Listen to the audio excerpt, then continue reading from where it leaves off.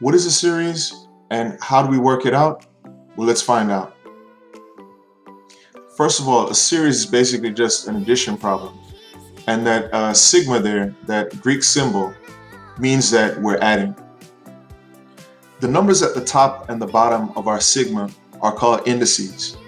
So for example, n equals 1 here basically means that we're going to start at position 1 in our addition problem. And we're basically going to continue until we reach position 5 in our addition problem. The expression right here in front of the sigma is going to tell us how we're going to get each of the values. So as an example, we're just going to substitute 1 and square it to get the first position. So 1 squared is 1. For position 2, we're going to put 2 as our n value and we're going to square that.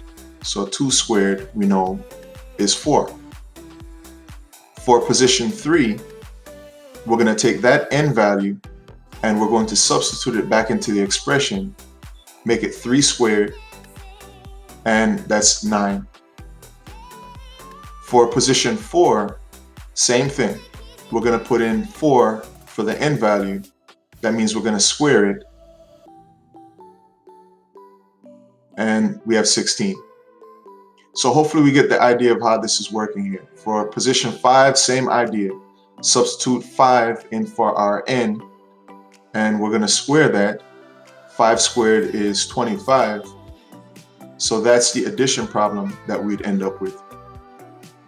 So what we've done is we've taken this series and we've taken it from the sigma notation to expand it and make what we have here. So this is the expanded form of our series. So let's write the expanded form of the series that we have here. So the first thing that we want to note is we're going to need to write an addition problem, and we're going to have to substitute values in for our n to do that. Our starting index is n equals 1, and we're going to keep going until we get to n equals 5.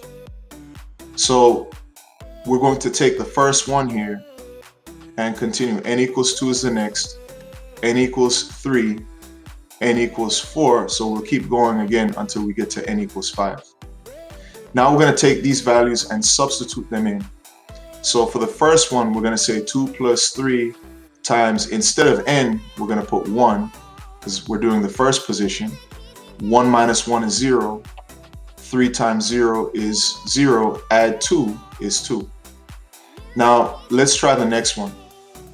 If we put 2 for our second position here, in as our value of n, that means instead of n minus 1, it's going to be 2 minus 1. And we'll work it out. 2 minus 1 is 1, times 3 is 3, and add 2, that's going to give us 5. So let's figure out the rest of these. N equals 3, we're going to substitute 3 here. So it'll be 2 plus, instead of n, we're going to put 3. And 3 minus 1 is 2, times 3 is 6. Add 2 to that, that gives us 8. For these other two, we're going to follow the same pattern, and that's going to give us 11 and 14 as our answers when we substitute our values of n. Now let's work on the next one here. So same thing, we're going to substitute these values of n, starting with the first index, which is n equals 1, and continuing to the last index, which is n equals 5. And again, we're going to need to count from 1 to 5. So n equals 2 will be the next one, n equals 3, and then n equals 4, all the way again up until we get to 5.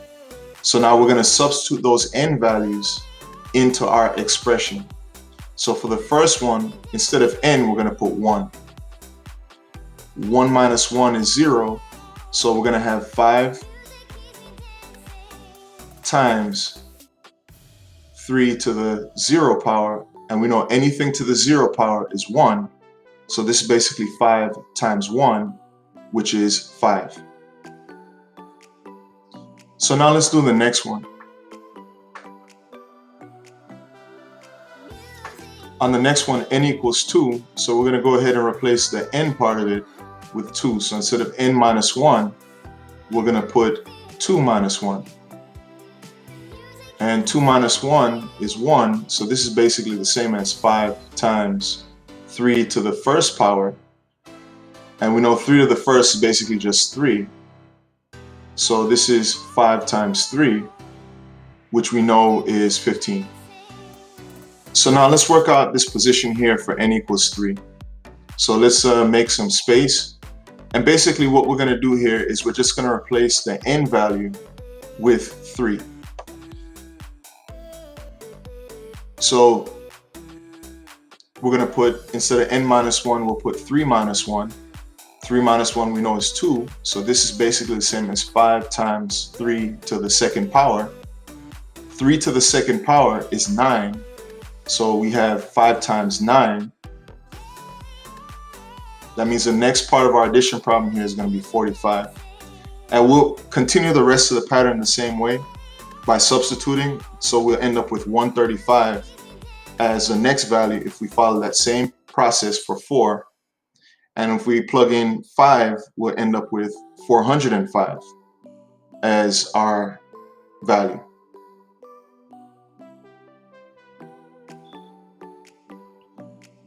So all of what we have here is the expanded form of this series.